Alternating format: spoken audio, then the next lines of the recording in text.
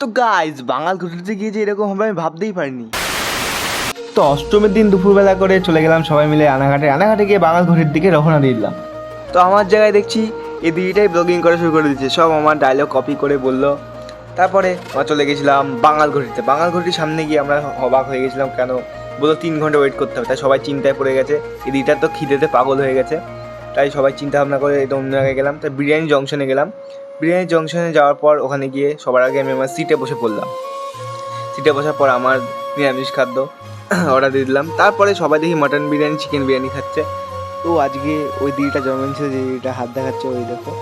তারপরে দেখি লালটু কোনো দিকে না থেকে নিজের খাবারের দিকে ফোকাস শুরু করে দিয়েছে। তারপর সবার খাওয়া শেষ হয়ে গেল, বিল চলে আসলো। বিল চলে আসার পর দেখি কেউ নেই, শুধু এই দিদিটাকে সবাই ফেলে দিয়ে চলে গেল। তো দিদিটা বলছে আমি তো একা বাসন মাজবো না, ওকেও দিয়ে বাসন মাজাতে হবে। তো আজকে গাইজ এইটুকুই ছিল। তো গাইজ বাই বাই।